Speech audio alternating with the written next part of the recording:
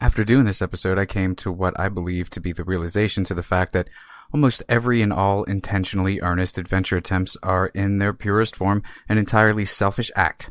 Although I suppose it could be spun into being for the benefit of another, but an adventurer embarking on a journey that's labeled as such will invariably be in it for the me, myself, and I. The one section of adventurisms where it seems there could possibly be a niche carved out for an almost altruism would be the intention of the one leaving said treasure with purpose for hunting, especially in this specific case.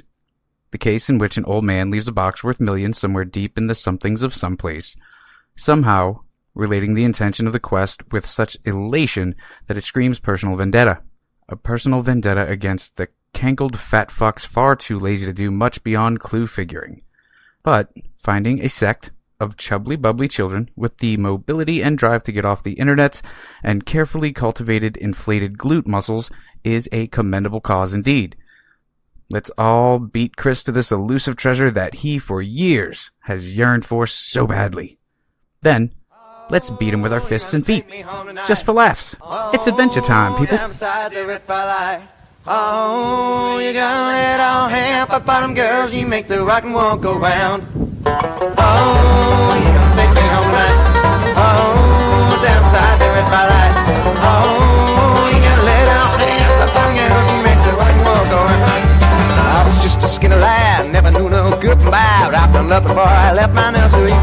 Hey, that the one with big fat Betty, she was such a naughty nanny. Hey, but woman, you'd have made a big man of me. Oh, you're gonna take me home tonight. Oh, damn side the red light. Hello, people and animals alike. My shit would actually start recording, then perhaps I wouldn't have to say people and animals alike again. There we go. We're rolling. Did it started then? We're good? Rolling. Oh, thank God. I thought you were about to do rolling. Oh, no. No. What? No. Come I'm on. not playing into it. Oh. Good morning, boys You and used girls. to love Limp Bizkit. I remember seeing you in the line for fucking lunch in the cafeteria, and you'd have your brand new shiny Limp Bizkit shirt on, and you'd be looking at your friends and being all like rolling. Is that right? And they'd be clapping like crazy and just cheering you on and doing backflips and shit. You sure it wasn't my brand new Master P Ice Cream Man shirt? Okay, I may be mistaken about the shirt, but you were still doing all the other part that I just talked about. So That's awful. high school was a really weird fucking time really of was. life for most people, you know? For most people. It was a changing of the So- times in the middle of a decade that wasn't all that great in the first place. It was a very low key, chill decade, is what it was. You know, For some. Desert Storm had ended, 9/11 had not yet happened. We were all just looking for some sort of outlet to outlet to, and we found that outlet in Limp Bizkit In Limp Bizkit. and rap rock in general. So Rap rock in general, he says.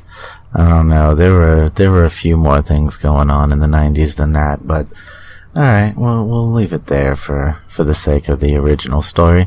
Yeah, you know, it was a thing. Limp Bizkit was a thing at one point, but no. at one point, yes. No. So, okay. Hey, Chris, you know what though? My name is Jason. Your name is Chris. Hell no. And we're listening to ourselves talk about Limp Bizkit on the most craziest rap rockinest episode ever of See No, Hear No, Speak No. Indeed. We are rolling over here with UFOs, conspiracies, and moitas, and Come on! maybe something else. Maybe something else we got in store. Neat. We got a little. So I hear tell little bag of through the tricks. grapevine, which I don't know why that's even a saying, because grapevines don't talk first. Indeed. Second, they are not people that care about gossip. in general. My grapevines are astonishingly boring. But those boring vines told me that you might have a little something special planned this evening for our beautiful, sexy, wonderful, and buff listeners. And buff listeners? I suppose we probably have a few that are, got some... Let's just say the law of averages says that there's at least one. Yeah. We'll go with that. Ripped as fuck. I mean, yeah, special to me in a way, for sure. Pretty cool, special in general. No UFOs though, and but like an adventure, right? It's like Fievel Goes West, but instead of a mouse, it's like a human. Yeah, kinda. Although, I mean, there's no leaving our homes from like, political persecution. Nazi rats and stuff? Yeah, no refugees or anything like that, but... Well, I mean, technically, that was an American Tale, not Fievel Goes West. No. Oh, you're right, you're right. Yes. And Fievel Goes West, also, in fairness, was called An American Tale, Fievel Goes West. That is true, too. I saw them both in the theater. I mean, you have to have the branding. You have to brand if you want to make it in today's fast-paced world of mouse cartoon movies. That's what it's all about. Indeed. Especially That's if you're what it's all about. Big, goofy ears, and you got fucking clothes that don't fit, and you're dirty, you little shit-ass mouse. Usually no pants in general. Melissa and I were actually having a conversation last night about why we thought Disney was so unbelievably obsessed with having his cartoon characters not wear pants. Yeah, I've noticed that about cartoon characters. It's usually one or the other. Yeah. They either wear a shirt and no pants. I mean, Porky Pig in or it pants and no shirt is a thing for a reason. Yeah. Except, and I figured this out last night as well, unless you are a character of the taller variety, like, say, Goofy wears pants and a shirt. Oh. He is afforded all of his, he's not going to go naked. But I think maybe perhaps it's because he's proportionally more humanoid than exactly. say, Mickey, and then if you saw a cartoon character like that just wearing clothes and whatnot, you'd be like, wait, or not wearing clothes, you'd be like, but where's his big swinging? Yeah. You're absolutely right. You're absolutely And you'd have to right. have all kinds of awkward conversations with your kids about what exactly a big swinging is and and how they know about it. How they already knew and have a different street name for it. Yeah. Different street name for it. Yeah. It's called Glass, Dad. Get with the times. So anywho, so what are we talking about today? I want to go on like a sweet ass fucking Indiana Jones, but safe because we're still in America type adventure. Well, aren't you in luck? And the boys and girls who like adventure are in luck today. Mm-hmm. For that's exactly what we're gonna do. We're gonna go fucking treasure hunting. Awesome. And I mean that in the most literal sense. Uncle Mike and I are going treasure hunting. See? Bum ba dum bum. Bum ba dum. Bum ba dum bum. Yeah. Bum ba dum ba dum. That's right. You just have to have me on the phone on speaker the whole time you guys are doing it, so I can do that the whole time. So you could do that. We might actually Exactly that. Yes. wind up having that that loop clip of Peter Griffin doing the Axel Foley on repeat while we do our treasure hunting. That's fine. I'm okay with that. It's fucking ridiculous. So, yeah, we're gonna talk about the hidden treasure of Forest Fen. And I say hidden because it's not lost. It's purposely hidden. Oh, yeah, because Lost would denote that he was like, hey, what the fuck did I do with my treasure? Mm-hmm. But that is not the case at all. But he's just like, I don't need all this treasure. I'm gonna hide it under this bush. And that's a good place for treasure to hang out. Yeah, you never know. I mean, when we get to the clues and all that fun stuff, it may very well be just chilling in the bush. I will say that I'm a little disappointed we're not searching for the legend of Curly's Gold. The legend of what? Curly's Gold, man. City Slickers. Oh, really? Wow. Really? Wow, you brought it back to Billy Crystal and the City Slickers now. I wouldn't... That was... When do I not bring it back to Billy Crystal and the City Slickers? That was one of the furthest things from my mind. Really? It's all about treasure hunting. Yeah, no, you're A right. specific guy's treasure. You're right. I mean, that doesn't mean it can't be the furthest thing from your mind. I'm just saying that, there are parallels. You're not wrong. I remember the movie. Maybe even a diagonal or two. Maybe even a diagonal. That's right. I'm bringing angles into this shit. Oh my goodness. So you and your angles listen to the story. Mm-hmm. So it goes down many years ago.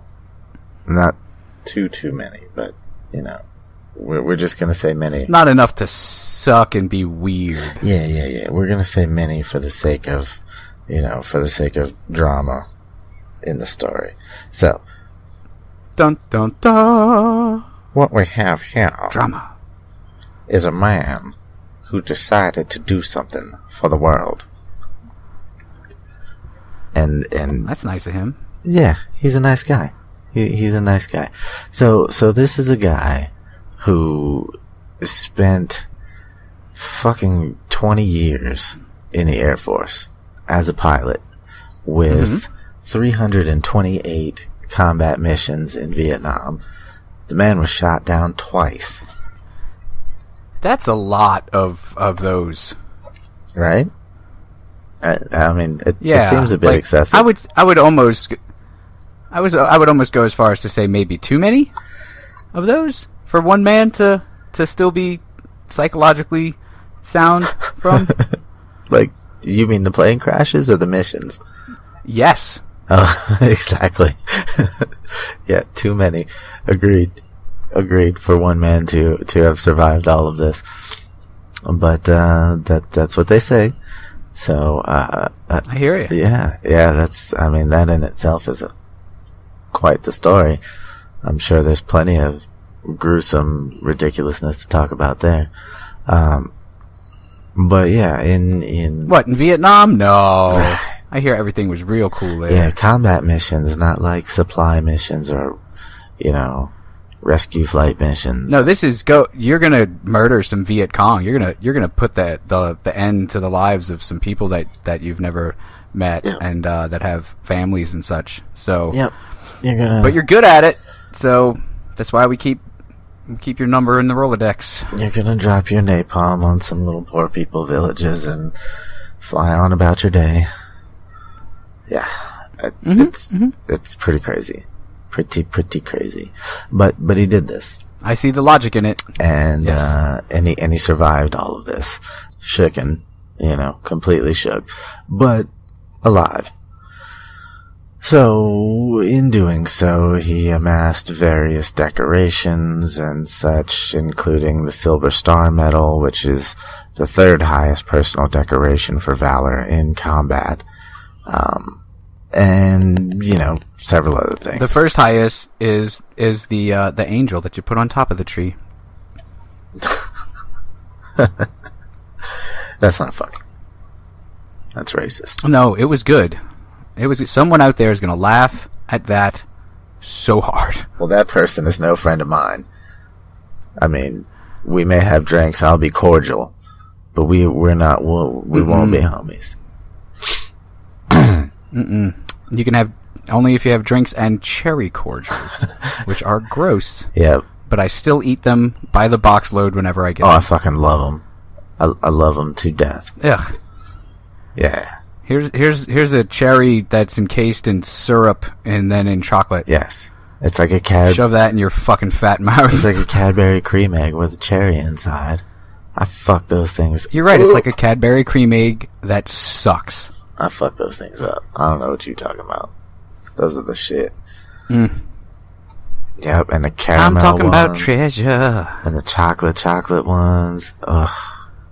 Okay, the caramel. Yeah, the caramel. I Anything have a with caramel sickness, though. is the best version of it. Yeah. So, during his travels, we'll say, he started mingling while he was out and about, and basically trading people for things, right? So, and buying things as well. So what he would do, he was really into art. So what he would do was he would find local artists and that he liked and things like that, and he would buy their sculptures, and then he would cast them in bronze and turn around and sell them in another country. So Oh, which is illegal. maybe not. If I'm not mistaken. Yeah. I mean it's not exactly forgery, but it's certainly copying artwork to sell that's not yours to do that to.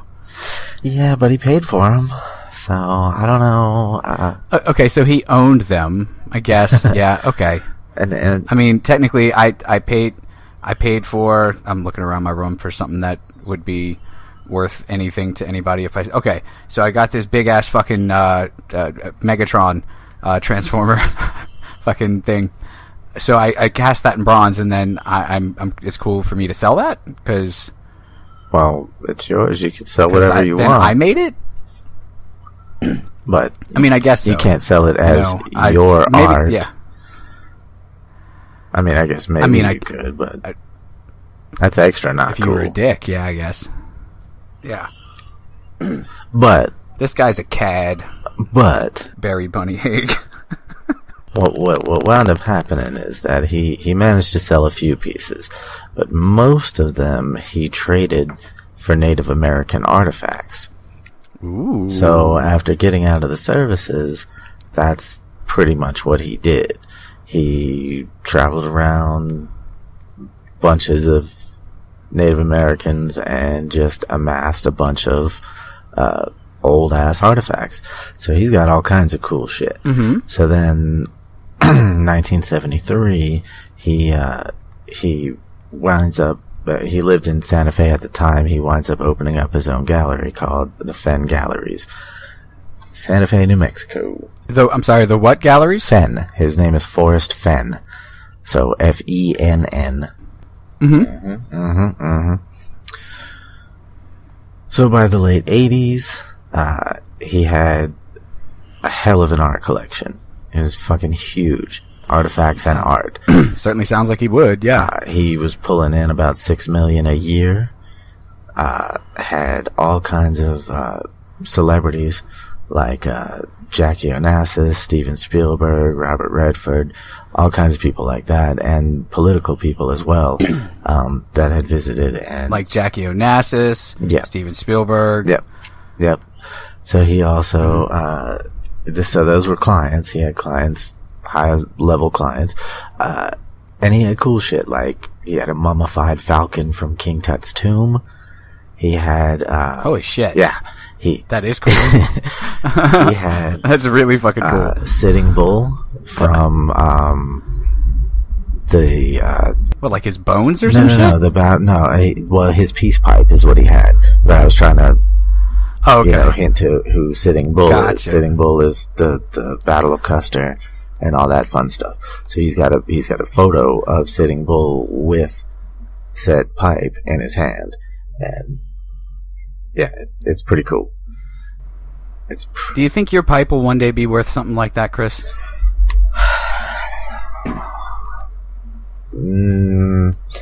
No, I don't think so. Yeah, me either. I just wanted to see how deluded you were. No, I'm not that conceited. I feel like perhaps my pipe would be worth something if it would be like some sort of post-apocalyptic archaeological find. Like, Oh, so in like millions of years. And they're like, what is this weird resin on the inside? I wonder if they made chairs with it or something. Right. And then they take it out and they're like, oh, this is just riddled with stuff that's not for making chairs. why is this man buried with all of these glass objects? He Mhm. wanted to take them with him. I say it was sexual reasons, I do. His people wanted to make sure that he could get stoned in the afterlife with the gods. That's right. And stick them up his butt. His people believed that as long as he was buried with his pipes, he could smoke with the gods. Man, Mm-hmm. it could be anything they think about us 1,000 years and fucking let alone 1,000,000 years later. Yeah, yeah. Especially since all of our data is being kept as digital. Yeah, exactly. All that shit's gonna die one day. Yeah. Yeah. We've seen all kinds of things happen throughout history, you know. How many times was the library at Alexandria destroyed and, you know, all that kind of shit. With the shit, they're doing it right now in the Middle East. I think. Right now, they're looting. They're destroying the Library of Alexandria? Yeah. Okay, we're not gonna go into Oh. that. But even right now, in the Middle East, No, 'cause they're it's nonsense. destroying their own antiquities. Mhm. For religious reasons, probably, which... I think it's jealousy. Dude, the older I get... Like that Gin Blossom song. What's that? I said just like that Gin Blossom song. Which one? Hey, jealousy. Come on, Oh. shut up, go. You think they're jealous? I see. I missed that part. Yeah, You got I really think they're low jealous. there for a second. Well, yeah, because I was very unsure of what I was saying. I didn't know if I liked it or not. Let me point out your shortcomings. Thanks. Nasty ass. Ah, Anyway. it's like you're one of the family, it is. Yeah. So... What the fuck was I saying before you totally distracted me with your coming short? He had the Sitting Bull's peace pipe. Oh, yeah. So, all kinds of pottery, you know, jewelry, and all kinds of fun stuff. So, but, you know, in amassing artifacts and things like that, it always comes into question, where did you find it, and things, you know, you get jealous people, and you get, it's not just a Haters. It's not just a cut and dry world of finding and buying and Cutting and selling drying. art and artifacts. It's actually pretty fucking seedy, which is interesting, because I don't know. I just think it's so funny how certain let's say paths or choices, you know, because being an artist, you could be just as talented an artist and make no money ever in your life on your art as someone who fucking makes millions Got and lucky? is remembered in history forever. You know, that shit happens all the fucking time. So, you know... And you're like, what the fuck? I cut my ear off and this is all I get? Right. You know? So, the judging of greatness is all just based on... I have no fucking clue, but I just think it's funny how something that is... for a choice of careers or whatever, you know, a passion like art is for people who just, you know, real artists, they just can't do anything else for the most part. Some of them are pretty fucking smart and can do all kinds of shit plus art, which makes me super jealous, but most artists just do fucking art. But it's not respected unless you make shit tons of money doing it, even if you have just as much talent. But given 1,000 years and, you know, a bunch of time and dug up, it could be a piece of shit, and people are ready to kill each other over it. You know?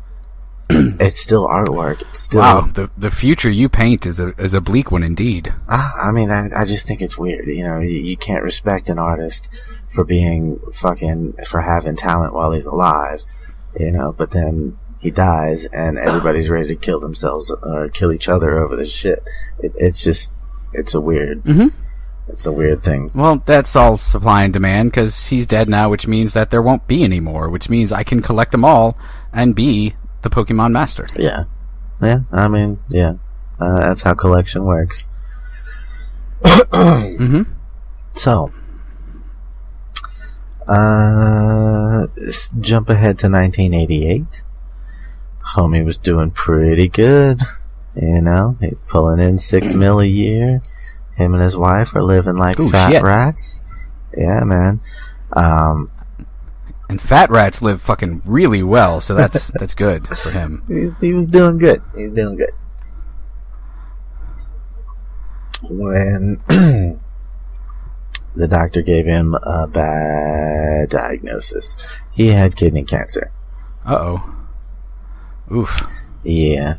And the doctors were pretty much telling him, this is it. This is it for you. We're gonna operate. We're gonna do what we can do. We're gonna fucking fight it every way we can. But this shit's pretty bad. You might want to get your affairs in order and such. So he does. Wow, and he had mistresses to worry about? Oh, I'm sure. I'm sure. Treasure hose. Treasure hose. Treasure hose. Wherever the money is. That's what I'm going to call my penis from now on. Treasure. The treasure hose. I can't imagine what kind of hose would gravitate around the treasure artifacts art world, but depending on the kind that like millions of dollars, depending on where on the ladder you fall, in the hierarchy of, are you just the little scumbag that gets hired to go in and do the dirty work, and possibly rob or whatever, like in the Indiana Jones movies. Those people exist, but or oh yeah, absolutely. Or are you the buyer, the seedy fucking buyer who doesn't mind shooting somebody in the back room if he's got to get the dirty work done himself and just to get the art? Depending on where you are on the ladder. Indeed. I'm sure it's more lucrative than others.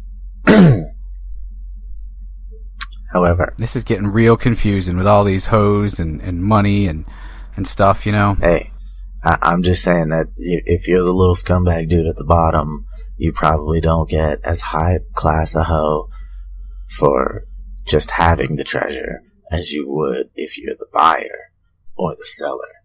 Well, yeah. I mean, unless you and your now treasure hoe are like, we're going to run off with this and sell it for a mint, and then we'll be the ones with treasure hoes. Treasure hoes! Which, as a quick disclaimer for all of our sensitive listeners, we mean no disrespect. That is strictly a shortened word. No. A treasure hoe can be a treasure hoe can be a guy or a girl. It is a valid word. You know. It's just a shortened version of it. Hoe. Anyway, moving right along. He decided, after getting all his affairs in order, he decided that, he moved to New Mexico, he did all this stuff, he was enjoying his life, he found a new love for, for the land, for nature, for just culture in general, and all that fun stuff that he didn't get a chance to enjoy growing up or in the military and all that. So he took a look at what was going on in the world, and he decided to make people happy in a weird way.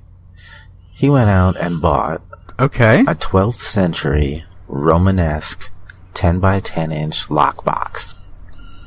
Okay, it's bronze, but it's officially 12th century Roman. 10 by 10 inch box, so that's probably the size of a Happy Meal. Somewhere around there. Okay, why didn't he just get a Happy Meal box? Probably would have been cheaper, but that defeats the purpose. So, does it? It does. Let me finish. So, in telling no one, I will. He decided to tell no one about this, because not even his wife, because he didn't want anybody to talk him out of it. This was kind of his idea for a legacy. Right? So, Okay, leaving something behind bigger than himself. I get it. right. His mark, you know. So, secretly, he filled it with artifacts and jewels and gold, some gold dust he got, and all of these come from different countries and, you know, Native Americans and all that kind of shit. So this is amassed from plenty of different hunts that he's been on, Right. all that kind of stuff. So it comes out to about, or when he buried it, which was, sorry, I say buried, he didn't bury it. I'll get to that. But when he did what he did, this was 2010.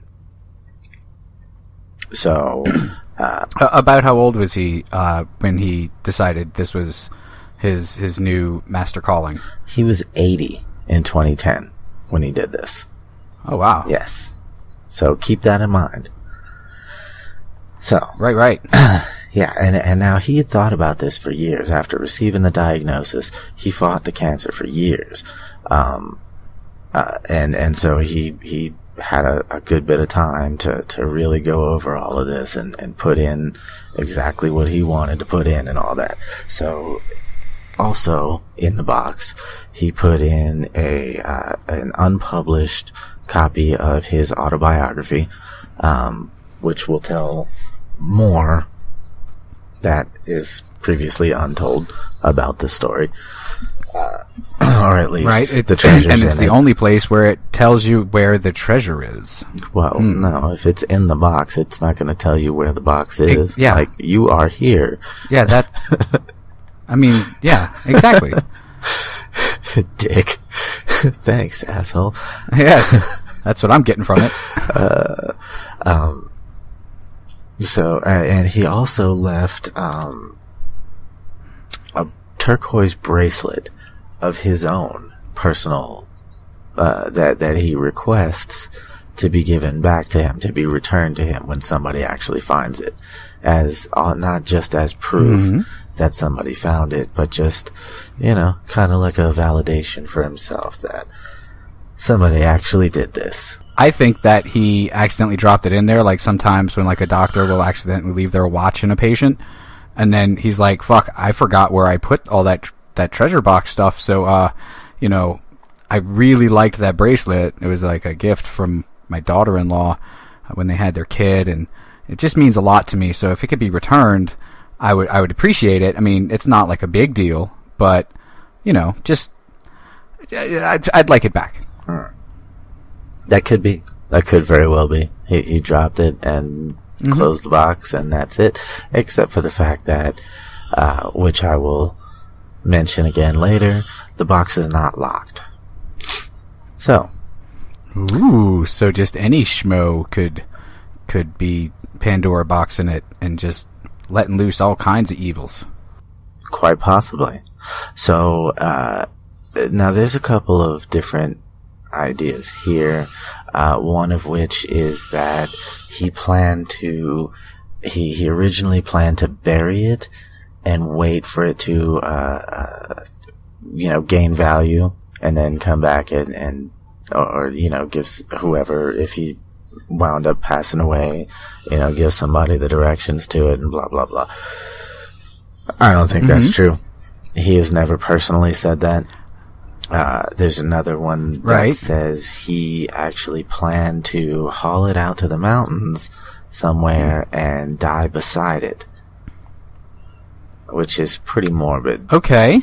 Pretty morbid, but kind of cool, though. And that's, if you think about it in an Indiana Jones kind of way. It's certainly a dead giveaway for where it is, though. True. And so, but there's a lot of mountains and a lot of space that you can die and never be discovered because motherfuckers don't go there. So, so I mean, if that were the case, that would be pretty freaking cool. That's a pretty cool way to go. it would be. Indeed. However, he wound up beating the cancer, and the treasure sat untouched in a vault in his home until 2010. So, 22 years went Seems by. unfair. Unfair to the treasure. So 22 years went by Yes. after the diagnosis. And he decided something different was going to happen. He decided he was going to start a treasure hunt. Now, the reason, he says, is because we have an overweight population in this country. That's too big. It's too much. Motherfuckers need to get up. So it's He says this. it's his version of like the president's fucking fitness test Right. in school. Right. Okay. Hey, all you fat fucks out there. Here's some money if you can find it, you fat fucks. Well, not just the chunky monkeys, also the fucking the kids who have their heads in the TV and their phones and the video games, and you get your ass up and get the fuck outside and go do something. You know, go see the world, go see the country. No. I mean, and It's overrated. do something with yourself. Inside's just as good. So, what he did was he took this now 42-pound box. So 42 pounds of treasure and box here with an 80-year-old man.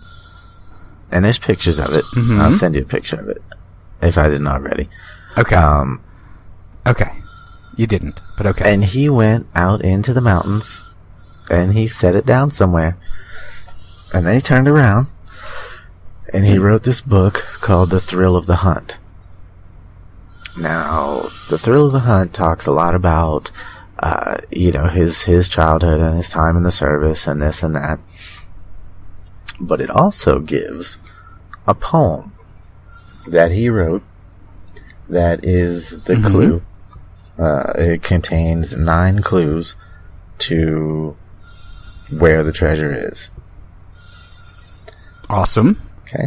So, I'm going to get to that shortly. But Okay. I just wanted to, go into saying how much time he spent in really doing this. Because it's...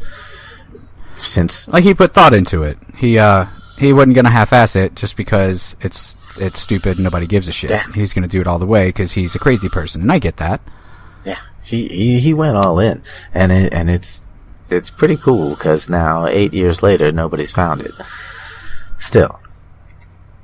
So, he claims... The mystery thickens. In its 8-year existence, he claims that over 300,000 people have attempted to find it, and he receives about 100 emails a day from hunters attempting to solicit the clues, or, just see if they can get some word back from him saying that they were close. At least that they were close. Right. Now, in interviews, he has come out and stated that at least 5 people has been within 250 to 500 feet of the treasure and never found it. Wow. Does he tell the people that? No. Like, dude, you were so close. No. But now you have to die. Yeah. He has also said that. It's just to interviewers. He's like, yeah, I could tell you where it is, but then I'd have to kill you. He's a funny old man. My kind of guy. He's an interesting old man. So, yeah, gold coins, gold nuggets, 2 of which are the size of chicken eggs, pre-Columbian gold figures, Are emerald. they also shaped like chicken eggs, though? Because that would really, really make me want to go look for it. That would be... I don't know why that's the kicker for me, but it is. That would be gross. Gross.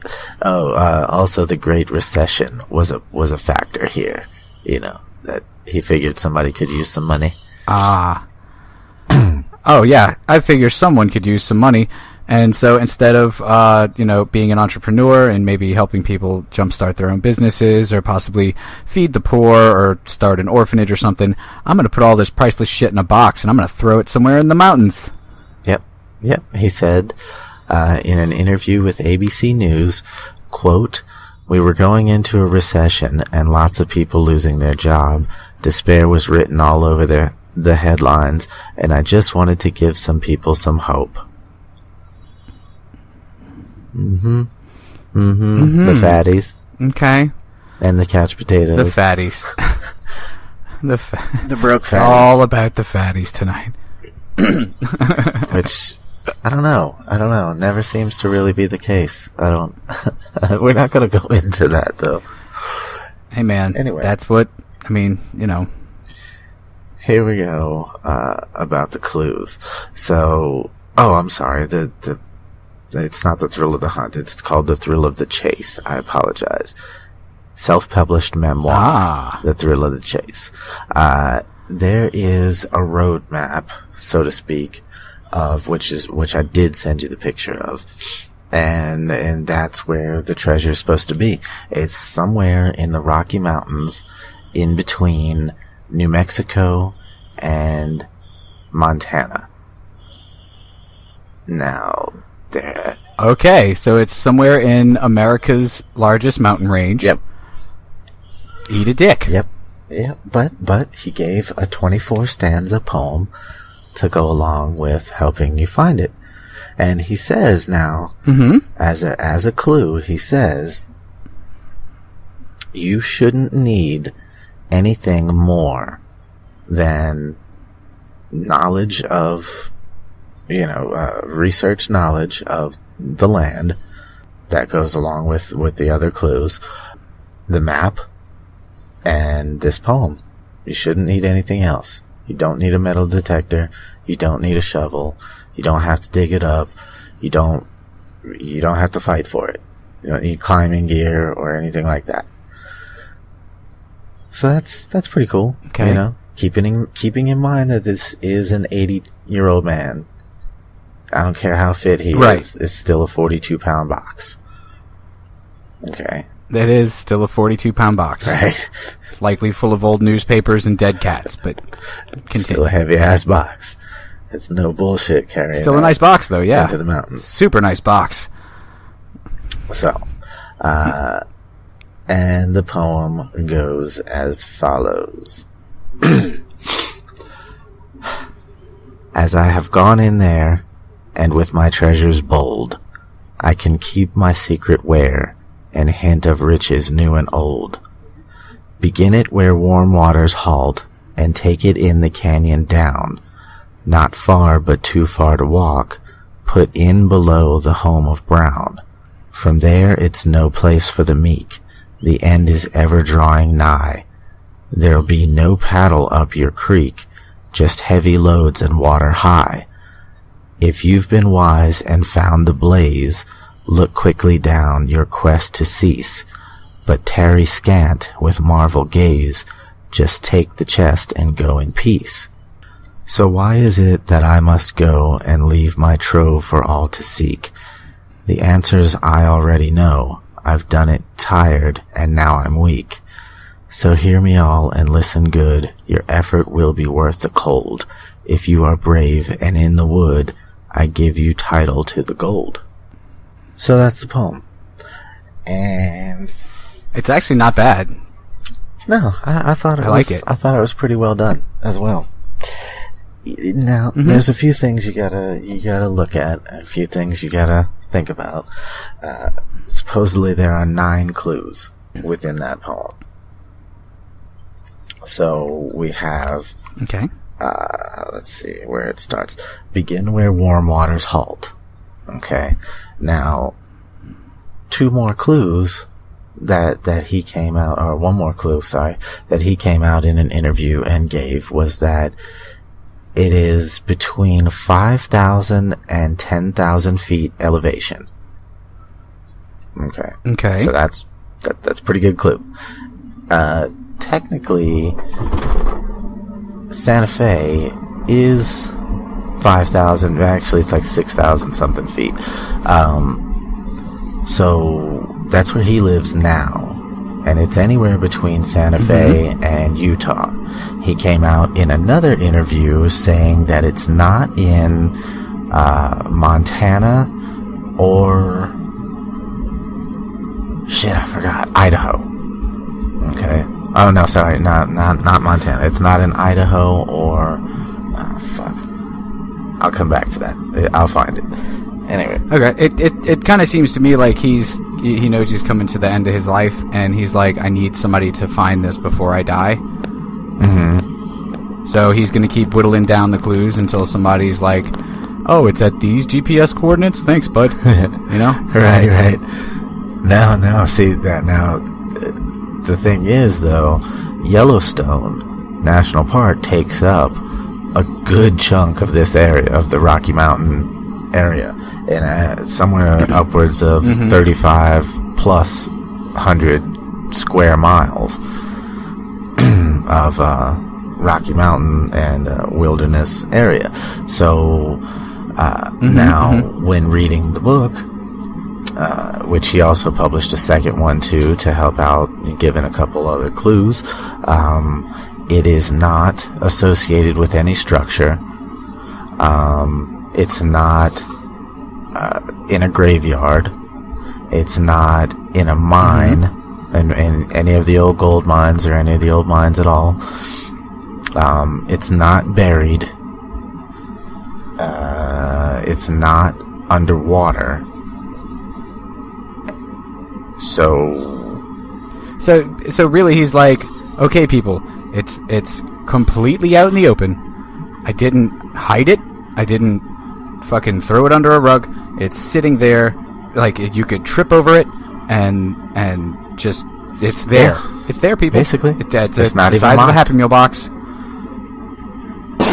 It's not even locked. Not even locked. Now, In today's day and age, that's just, you're asking for it, really, you know? Now, given the terrain, you got to imagine at certain parts of the year it's probably covered in snow. But Right. that's not of his doing. Right. Now, is he not worried about this box becoming ruined, or possibly by, bad weather being washed down, whatever it is, and not being where he had intended it to be? Like land erosion No. or anything like that? No, apparently not. No, just okay. So it's most likely pretty secure where it is. Right? And apparently somehow he knows for a fact that it has not been found. Okay. Okay, so Maybe maybe people should be watching him and following him when he leaves his house. That's Just because illegal. He probably goes and has lunch with it every once in a while. that's technically illegal. But, yeah, that's not a terrible idea, I suppose. No, it's not. It's called surveillance. Surveillance. God. Surveillance and stalking are not the same thing, I guess. No, you probably have to have a permit. for Stalking is when you want to have sex with the person. You can't Surveillance prove intent. is when you want to steal their stuff. And yeah, what if you're just like, no, I was bird watching and that guy just wouldn't get out of my fucking way? one. Right, that's believable. But you can't prove intent. Just saying. Hey man, it's all about reasonable At least doubt. not easily. Oh, So American justice system, flawless. we have more. We have more to get to. We got not a whole lot. It's not a terrible amount, but yeah. So I ain't scared. we got where are we at? Yeah. So you think about the land, and if you look at topographical maps and all this other shit, what you're gonna need to do, you're gonna have to look at elevation maps and all that kind of shit. You got a bunch of rivers running through there. Bunch of them. Tons and tons. Plus you think about Yellowstone, and you got, the geysers and the sulfur pools, and you got all kinds of fun stuff. Now, when you read his book, if you do any kind of research on his back history and all that kind of stuff, he tells stories about, his childhood growing up and visiting Yellowstone, with his father going fishing and learning how to, he loves trout fishing. He was actually an instructor in his younger years. He wound up winning trophies or some shit for trout fishing and became an instructor as The saddest trophy there is. like before he went into the services and shit. Unless it's one of those singing Billy Bass songs, like the little trout on top that goes, "Throw me in the water," or whatever, Yeah, probably. Probably. He probably has like Love it. like a little flask or something, you know, or whiskey in his canteen, shine in his canteen or some shit. Big old crazy boots. So yeah, and given that clue, right? You got Yellowstone, you got trout fishing. Trout only swim in cool waters. They don't swim in warm waters. Right? So maybe that's a clue. Right. You got people just, you know, obviously just analyzing every word, just tearing the shit apart. So the first clue... Yeah, because I was about to say, like, because the whole trout fishing thing isn't part of his poem of clues, but it is something that he felt passionately about in real life. So Right. we could maybe assume that his homage to this passion would be, you know, a part of the mystery. But it also might not be. Exactly. And the first clue being begin it where warm waters halt. So possibly where the trout start running in this one particular area. Maybe. Chris, you're gonna be a little embarrassed here. Trout swim. They don't run. Right. Okay. We're okay. Just glaze over that. Let it slide. You're welcome, though. Take it in the canyon down is the next clue. So you gotta have Sounds sexy. you gotta have warm waters meeting cooler waters, and then a canyon of some sort, either south of it or below it. You know, you gotta take the canyon down. Not too far, or it says not far, but too far to walk is the third clue. So obviously you either have to So we're drive. gonna need a You gyrocopter. either gotta drive, or you gotta take some other mode of transportation, like a horse, maybe, down into the canyon. 50 birds strung together. That would be too cool. You can make them Wouldn't to it? form one giant. And I'm not bird. talking like they're carrying you. You are like, you're riding them like a fucking skateboard is what I'm saying. Oh, that'd be way cooler. Like, I was thinking either maybe they somehow connect wings to form one giant bird, or maybe all of their little birdie toes Ooh. are all like gripping. Okay, like a bird Voltron. Yeah, like they're absolutely. gripping some sort of part of your clothes. Like, I don't know. Now, here's the weird I one. mean, I love it, and I want society to fucking get on it. So yeah. Here's the weird one. The next clue is put in below the home of Brown.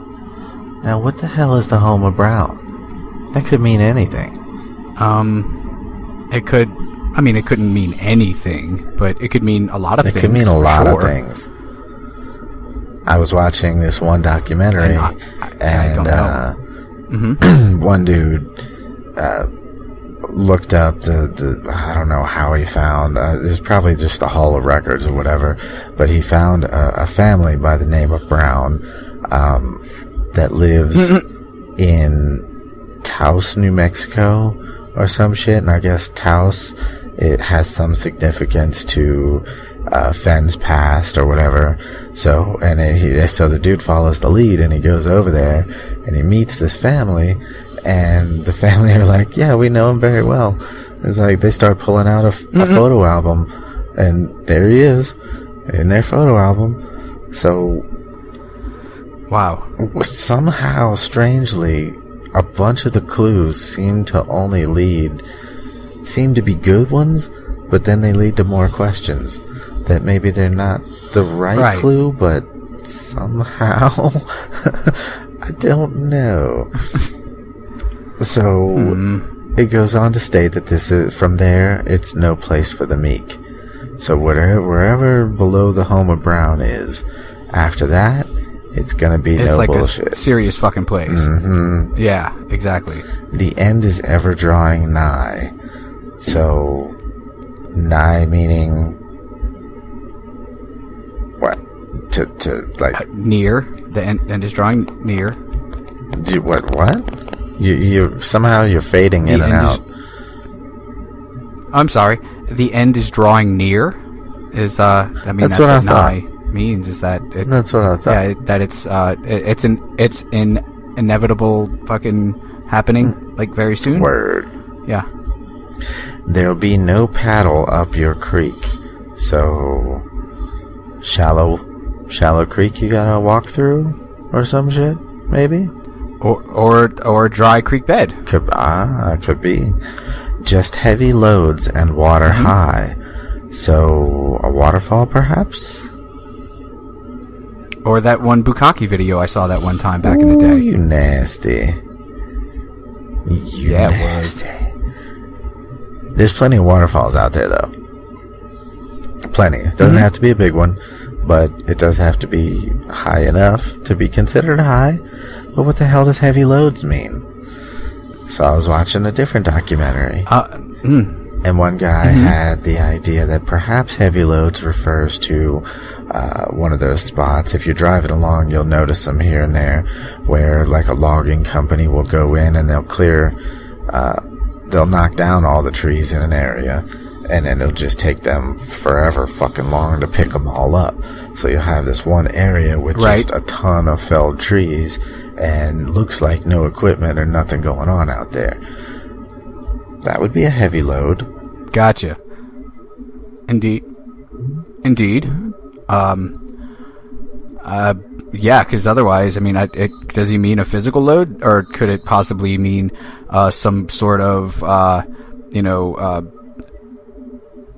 wrongdoing that we did to the people, that like the native people that live there? Fucking, did we, destroy them in this one place that's near there? And it's like a heavy load to bear. It could be, you gotta think of the meta as well as the physical. Indeed, I never thought about that. See, and that's why it needs so many different types of people.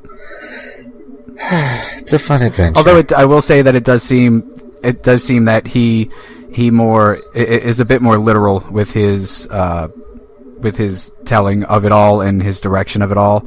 It seems like it's not going to be too symbolism-y, Right. Now, in another interview, he did come out and say, don't make it more difficult than it is. Or something along those lines. Yeah, that gives credence to what I just said, where he seems more of the type to be a straight shooter and a truth teller, and he's just going to be like, okay, just follow the words that I said. You're making it too hard. Right. Now, one other thing he did come out and say, which may just be all just bullshit to jumble you up, but he did say, collectively, people have correctly identified all the 9 clues. However, they just haven't put them together in the correct order to find the treasure. Oh. So his poem doesn't necessarily give the directions in order with the clues. Right. Like it's also an anagram of clues. It could be. That makes everything exponentially more difficult. But it could just be bullshit. Yeah. It could just be... But once again, it seems like he's almost desperate for somebody to fucking find this thing already. He wants somebody to find it, for sure. But he's not just going to give it away, right? But at the same time, if you're going to be a straight shooter and you're going to tell people to make it simple, then why jumble up the clues? Nobody will ever figure that out. It's going to be somebody just wandering onto it that finds it. Well, like, I'm so super smart that I made this clue thing up. Like, why aren't other people just as smart as I am, and why can't they figure it out? Why are everybody so dumb all the time? Yep. I'm sure that's how he sounds. That's what he sounds like, right? In interviews and things? In your head, that's what you hear? Good. That's what I hear. That's what I'm seeing. That's what I'm hearing. I love this guy. I do. Alright, so the next clue. If you've been wise and found the blaze. Now, there's definitely a symbolism, a symbolic word. He, in an interview, he's mentioned that the blaze may or may not be something white. But it's definitely something that you cannot miss. But you also have to be looking correctly for it, because now he didn't say all that. What he said was that it may or may not be something white. The rest of it is all me and my speculation. Well, first of all, what kind of help is it may or may not be something white? So it could technically be something purple for all we fucking know. Yeah, but specifically, now here's the thing.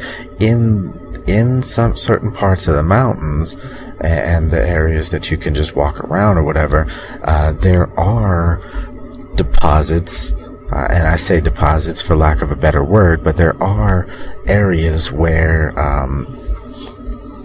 crystalline rock will just poke out of the earth. So it'll just be sitting like on like you swipe the leaves aside and boom, there's this white, solid crystalline. It's not crystal like quartz, like you can see through it or whatever, but it's like, you know, kind of like how you break granite open or something, you see all the crystals inside it. Well, this shit is white. And there are plenty of spots where you can just see these white patches on the ground. Don't know how big the rock is or whatever, but maybe it's something like that. Gotcha. I don't know. But he also, you did say, like, he said that it was, like, you can't fucking miss it, right? Well, excuse me, sorry. I would think you can't miss it because of the use of the word blaze. Now, at the same time, it also says, if you've been wise and found the blaze. So it can't be something that's just there. You gotta be you gotta be looking for it, but when you see it, it's gonna be like, well, fuck. That's gotta be it. Right. And then it says, right. Look quickly down your quest to cease. So it can't be a rock that's just in the ground. Right. Well, so it's got to be something like a fucking goddamn white mountain or Could be. Could very well be. The next clue saying, now see, look quickly down your quest to cease. So it must be wherever you see it, look down and there it is what it sounds like. But Terry Scant with Marvel Gaze. Now, we looked up Terry Scant. Terry Scant means that it's covered up deliberately. Oh, so it's not buried. It's not locked, but it is hidden in such a way.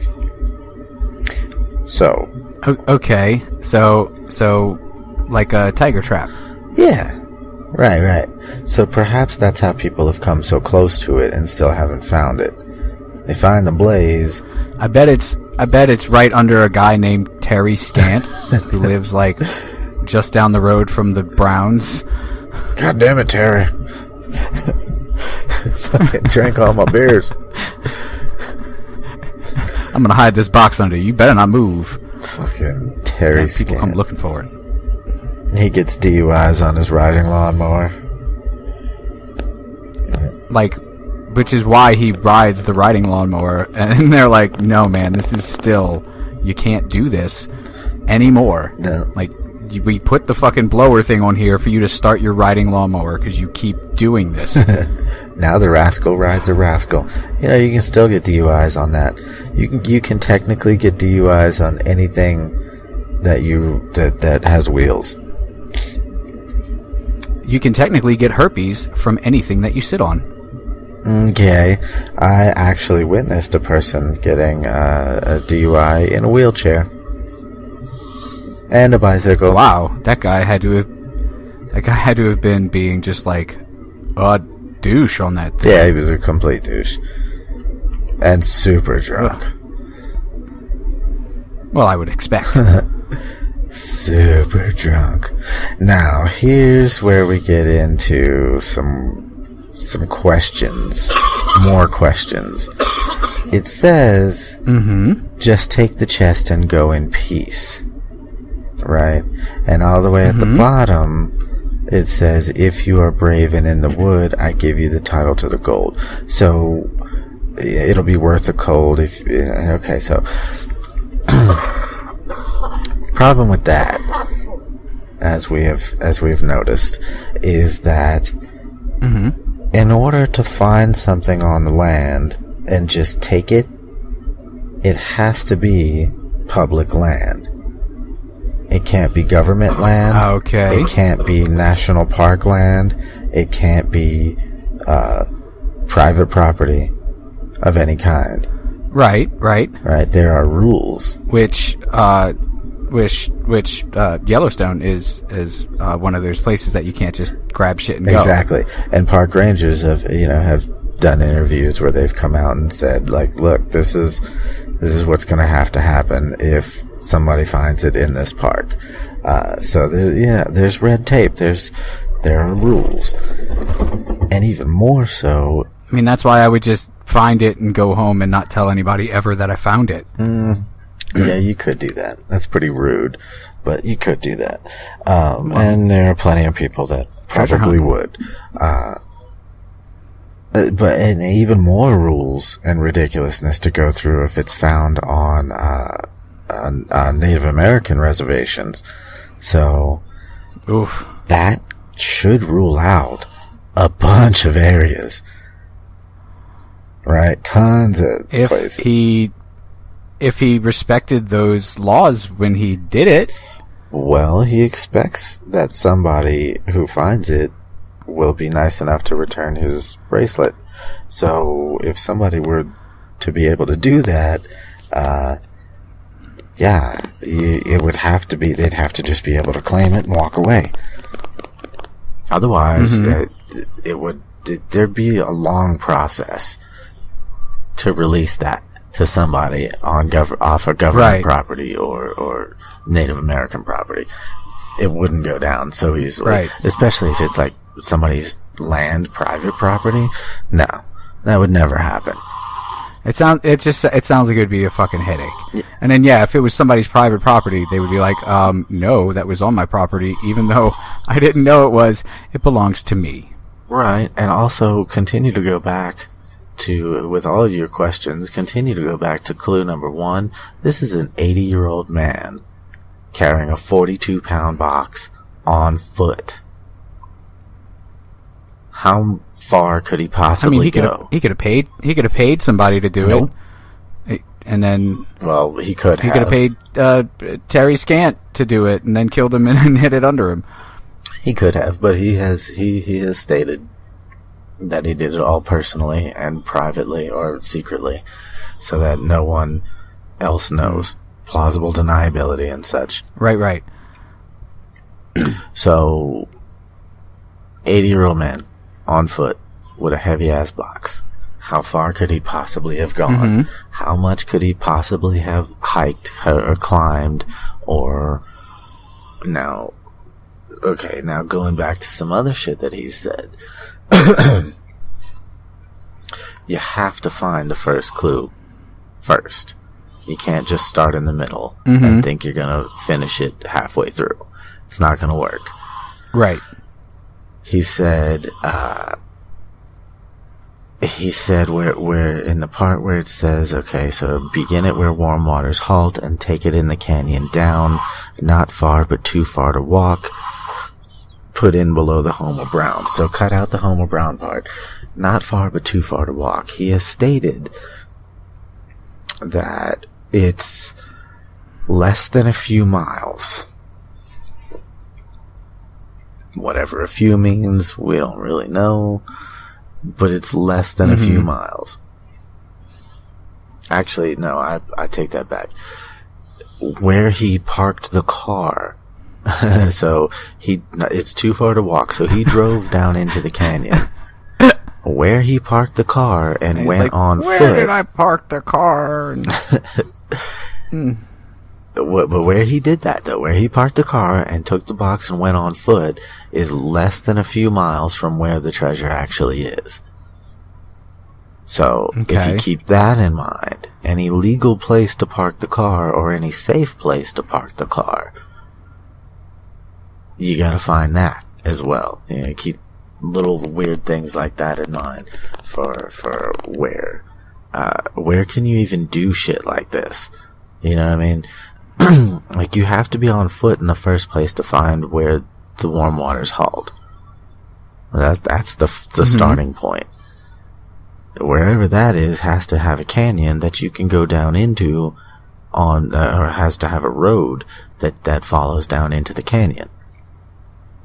Wherever that goes has to have some place, whether it's a lookout point or a rest area or just a little inlet, little parking inlet or something like that, where you can safely park a car and then safely walk a few miles into the wilderness as an 80-year-old man carrying a 42-pound fucking box and who knows what else. You know, you imagine he didn't just go in there naked, right? He's got to have some kind of stuff to make sure he gets back okay. But he also said Right. he did this in 1 day's time. Like, leisurely got out, he fucking walked and all the way there, put the box down, did his Terry Scant thing, and walked all the way back to the car and went home. Well, we don't know if he went to the airport to fly home or if he just drove home. We don't know that part. But somehow he knows for a fact that no one has found it. So there we go. I wonder if he's got like some kind of little doohickey on it where, like, if it's opened, it'll send him a little zinger or something, you know, being like, "Oh, somebody found it finally," kind of thing, you know. Well, 'tis the day and time for the technology to do some shit like that, for sure. Absolutely. You know what So I mean? so you yourself and Uncle Mike himself are possibly going to fall for this guy's ruse and go look for this thing? Oh, of course you're one of those. At least, allegedly, one of those. There are plenty of people who think it's all bullshit. I'm just mad I got no way to get out there. My own personal involvement in this, Lex, years ago, Lex was working. Now you're gonna find this ridiculous because that's just who you are and you want to make me look like a dick. But Lex found this old man. Shut up. Lex found this old man while she was working at this place who worked with her, who knew this story, who was a researcher in his spare time, and he just needed two people who could actually do it to go find it. So he had all the clues and he had all this information and all these maps and all this shit drawn up. And he came, she introduced us and we all sat down and bullshitted about it, and he showed us a bunch of his ideas and stuff. And he was talking about paying for she and I to go to where he thinks the clues lead and go find the damn treasure and then split it with us. Shortly thereafter, the man disappeared, as far as she was concerned. She actually quit or got fired or some shit, that job, and he was still working there. But then when she called back to somebody that she still knew working there to try to find him and get his number again, apparently they had said that he died. And then had seen some sort of like there was like, I forget what the proof that we had was that the man was dead, but it was like 2 years later that Lex was in a grocery store or some shit, and she came back, she called me up, she's like, I swear to fucking Christ, I saw that guy, like, he's alive. Where's my treasure?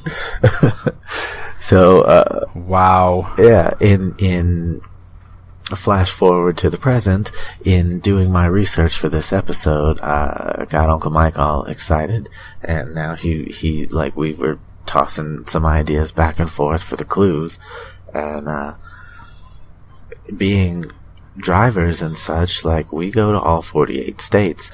I have the ability to take time off wherever the fuck I want and the money to go and fucking look for some damn treasure if I feel like it. Like, Right. yeah, Right. I totally can. There's one clue that we have that I am not going to give away, but it does have something to do with a graveyard. That we can... But he specifically said no graveyard. He said it's not in a graveyard, but perhaps Oh. the area where the graveyard is could have some geographical clues that we're looking at. Understood. Yeah, I get it. So, yeah, and this particular area is right off of I-90 in Wyoming, which is where we are right now. I'm sitting off of I-90 in Wyoming right now. And it's, I could park, there's a truck stop right there. We've already looked at it. There's a truck stop right there that I could park at and either rent a car or whatever an hour south to the area where we're thinking of. I think it's about an hour south. Yeah, just to go check out a clue. It wouldn't even take a whole day. Like, I could do that if we were shut down and it wasn't a fucking snowstorm. I'm not going to do it in the snow, but perhaps when the spring hits... Yeah, that's probably a good idea. Yeah. Perhaps when spring hits, we'll go check out some clues. Should be pretty cool. Wow. That sounds pretty nifty, buddy. Sounds... Like, I mean, it's nothing I would ever do because I hate the outside and I hate walking. But... What? What do you mean, what? You're a potato. I'm handicapped and I'm fucking Irish. I forget, Whitey. Wouldn't it be fun, though, to be able to add Treasure Hunter to your resume? I mean, I think it'd be fun to add a job I've been at for more than a year to my resume, but, you know, some shit just ain't gonna happen. Some shit just ain't gonna happen. I don't know. We got some other clues, too, that, you know, some other avenues we may find, we may follow. Well, I mean, I think we all expect an update to this story someday, saying whether or not you found something and or just were made to look like a fool by an 80-something-year-old man. Indeed, and so you shall. So there have been 4 deaths associated with this treasure hunt. I'll go at them pretty quickly because we're nearing the end here. But New England police have tried to pressure him into ending the hunt due to these deaths. Randy Bilyeu went missing in January 2016 and was later found dead in July of that year. It says, as a result, Bilyeu's ex-wife told others she thought Finn's treasure was a hoax. Jeffrey Murphy, 53 years old, of Batavia, Illinois, was found dead inside Yellowstone National Park on June 9th of 2017 after falling about 500 feet down a steep slope. The details of his investigation weren't made public by Yellowstone officials, but KULR-TV filed a Freedom of Information Act and got the info that he was searching for Finn's treasure. Pastor Paris Wallace of Grand Junction, Colorado, told family members he was searching for a buried treasure and later failed to show up for a planned family meeting on Wednesday, June 14th of 2017. His car was found parked near the Taos Junction Bridge in New Mexico, and his body was subsequently found 5 to 7 miles downstream, drowned. And then Eric Ashby, 31, was identified as a treasure seeker found in the Arkansas River on July 28th of 2017. But on January 26th of 2018, Fremont County Coroner's Office, they said that they finally identified his body as Eric Ashby. He he died and floated upstream a few miles as well, just like the other guy, and they just had no fucking clue who he was. He was like 10 to 15 miles. Wait, what does it say? He was last seen on June 28th rafting on the river 10 to 15 miles upstream from where the body was found. Raft overturned and he was missing. So, yeah, shit is, But I mean, that's not the dude that put the treasure there's fucking fault. They could have been there, once again, bird watching, and just a comedy of errors took place, and they're fucking dead. Exactly, and that's what he says. That's not his fault. says- I don't blame him for that. He says, I feel bad for him, but I don't feel responsible for them. So, no, the treasure's still there. The hunt is on. The hunt is on. The hunt is on. That's right. That's right. So, I dig it. I like stories like this, which is why City Slickers 2: The Legend of Curly's Gold is currently my favorite movie ever. why does that not surprise me? Why does it not? I don't know. I mean, it probably should surprise you. I'm pretty sure the only movies I've ever raved to you about are like Korean revenge movies. Yeah, and gore flicks of Korean revenge. Gore flicks. Fucking. And gory Korean revenge flicks. And now Billy Crystal. What a strange cookie Ooh, you are. if he was in a gory Korean revenge movie, that's it. I'm just ending it right after, because it can't get any better You should than become that. a producer. Billy Crystal. You know what? I am. I'm a producer. There. I did it. You said I should, and I did. Fucking bam. Now go get Billy Crystal. I'm sure he will do your movie. I'm sure. That's right. I'll just knock on his door with a burlap sack in hand and say, "Get in the sack, please. I'm a producer." I'm sure he can And he'll use say, some "Yes, money. sir." And he'll salute me, and he'll sit in it. I don't think he needs the money. Like, ooh, piece of candy. Boom, gotcha. That's right. That's right. But instead, there's just full of mouse traps, and I just record his screams of "ow, ow, ow, ow, ow, ow." Why? As he's rolling down a hill. I laugh and I laugh. Or like the Looney Tunes, or no, it was Disney. When they used to fall long distances, you would always hear the hoo hoo hoo hoo as they film. That's right. That's right. Oh, man. Oh, Disney. Well, You unoriginal company, you. that's it for my story, kids. And Jason, I liked it, and I'm still a kid at heart. I got. I have one other piece, but I don't want to really go into it. It'll probably take too long, and it's not really relevant Okay, to the well then treasure hunt say- or anything. It's just some shit, some artifact FBI business that happened. Well, save it for another day. Save it for another rainy day. Word. Where we can all listen to your wonderful baritone being all Barrios about it. I will, however, add that this is not the first time in modern history that someone has done this. And not just something like this, but this exact thing.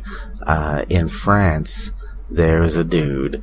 I don't know when. I didn't do any research on him. His shit's a bit harder to find. But if you kids want to find him, maybe you could send me some links or some shit if you feel like talking to us, and I'll do an episode on him. Anyway, there's a dude in France that hid a golden owl statue and wrote gave a shit ton of clues on where to find it, and apparently still to this day nobody has found it, and this man died with the location of the golden owl. Nobody else knows. So the clues are still out there. This is a modern treasure that you can go hunt and find. It is real. But I won't. So they say. But I could. I'm not. But I won't. Yeah, I'm not going to Paris. I'm not going to France. No. No. No. You know why, Chris? Yeah, because you've just listened to another French-free episode of See No, Hear No, the French word for speak no. So nice. With the UFOs, the conspiracies, and no actual murders, but it was French-free. Still, and people did die though. Yeah, no, there's dead people. People There's totally definitely dead people. Bit the big one. Hey, I mean, from Vietnam big all one. the way up into motherfuckers falling off of mountains and shit. There's dead people in this story. Tasty dead. So there it was. Perhaps if you, not even the junkie monkeys out there, feel like getting up and, feeling froggy and jumping, go find some fucking treasure, man. But don't let me catch you on my trail. I don't think that's in the spirit of the whole thing. It's fat fucks only, and you know it. It's plumpkins only? Alright. Well, that's cool. Either way, don't let me catch you on my fucking trail. Chris will lick You you. don't know what's gonna happen. He'll do it. You don't know. Chris will lick you, and he won't even think twice about it, and then he'll look you in the eye as you're just appalled at the licking, and he'll say, email us at snhnsnpod@gmail.com. Or see no, hear no, speak no pod at gmail.com, you bunch of chicken fuckers. You know what, though? Just keep What? in mind, Treasure Hunter Chris may be a whole different animal. That's right, he might be like an ocelot. He might be. And on that note, count down, motherfucker. Countdown. 3, 2, and the French word for one. Everybody say bye, Uncle Mike. This smelly mother. Bye, Uncle Mike. Thanks for not farting too loud. Thanks for not farting at all. Jesus. Bye, kids. Boy, Later. I got stiffness in my bones, well, I got mortgages and homes, weighing a few between this locality. Hey, but I still got my treasure, still got my greatest myth. Hey, big woman,